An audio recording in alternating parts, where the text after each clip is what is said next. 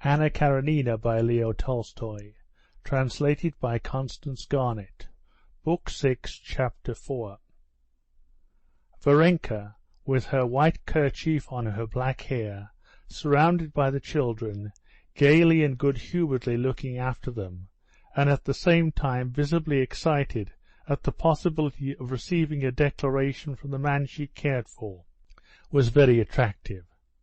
Sergei Ivanovitch walked beside her, and never left off admiring her. Looking at her, he recalled all the delightful things he had heard from her lips, all the good he knew about her, and became more and more conscious that the feeling he had for her was something special that he had felt long, long ago, and only once in his early youth. The feeling of happiness in being near her continually grew, and at last reached such a point that, as he put a huge, slender-stalked agaric fungus in her basket, he looked straight into her face, and noticing the flush of glad and alarmed excitement that overspread her face, he was confused himself, and smiled to her in silence, a smile that said too much. If so, he said to himself, I ought to think it over and make up my mind, and not give way like a boy to the impulse of a moment.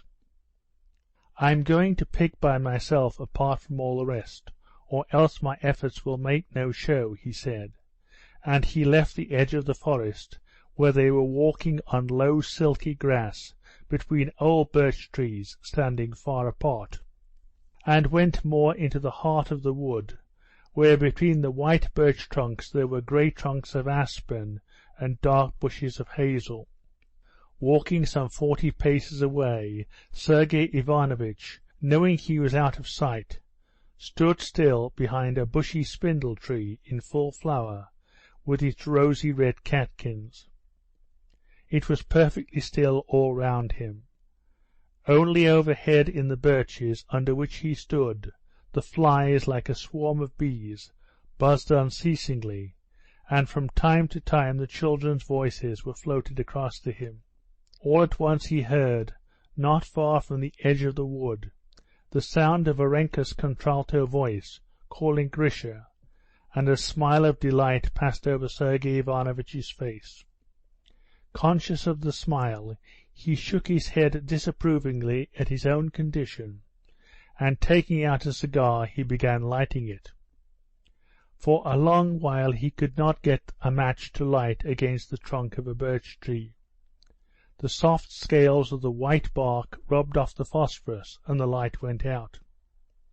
At last one of the matches burned, and the fragrant cigar smoke, hovering uncertainly in flat white coils, stretched away forwards and upwards over a bush under the overhanging branches of a birch tree. Watching the streak of smoke, Sergei Ivanovitch walked gently on, deliberating on his position.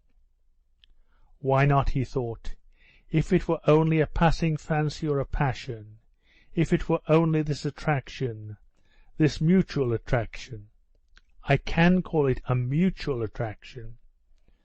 But if I felt that it was in contradiction with the whole bent of my life, if I felt that in giving way to this attraction I should be false to my vocation and my duty, but it's not so. The only thing I can say against it is that when I lost Marie, I said to myself that I would remain faithful to her memory. That's the only thing I can say against my feeling.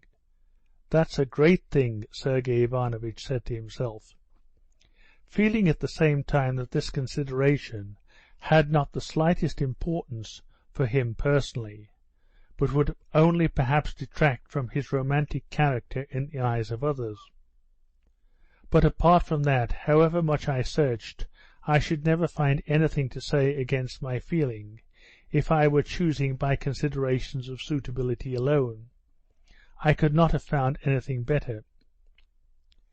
However many women and girls he thought of whom he knew, he could not think of a girl who united to such a degree all, positively all, the qualities he would wish to see in his wife. She had all the charm and freshness of youth, but she was not a child, and if she loved him consciously as a woman ought to love. That was one thing. Another point, she was not only far from being worldly, but had an unmistakable distaste for worldly society, and at the same time she knew the world, and had all the ways of a woman of the best society, which were absolutely essential to Sergei Ivanovitch's conception of the woman who was to share his life. Thirdly, she was religious, and not like a child, unconsciously religious and good, as Kitty, for example, was. But her life was founded on religious principles. Even in trifling matters, Sergei Ivanovitch found in her all that he wanted in his wife. She was poor and alone in the world, so that she would not bring with her a mass of relations and their influence into her husband's house, as he saw now in Kitty's case. She would owe everything to her husband, which was what he had always desired too for his future family life. And this girl who united all these qualities loved him. He was a modest man, but he could not help seeing it, and he loved her. There was one consideration against it, his age. But he came of a long-lived family. He had not a single grey hair. No one would have taken him for 40, and he remembered Varenka's saying that it was only in Russia that men of 50 thought themselves old, and that in France a man of 50 considers him dans la force de l'âge, while a man of 40 is un jeune homme. But what did the mere reckoning of years matter when he felt as young in heart as he had been 20 years ago? Was it not youth to feel as he felt now, when, coming from the other side to the edge of the wood, he saw in the glowing light of the slanting sunbeams the gracious figure of Varenka in her yellow gown, with her basket, walking lightly by the trunk of an old birch-tree, and when this impression of the sight of Varenka blended so harmoniously with the beauty of the view, of the yellow oat-field lying bathed in the slanting sunshine, and beyond it the distant ancient forest, flecked with yellow and melting into the blue of the distance. His heart throbbed joyously. A softened feeling came over him.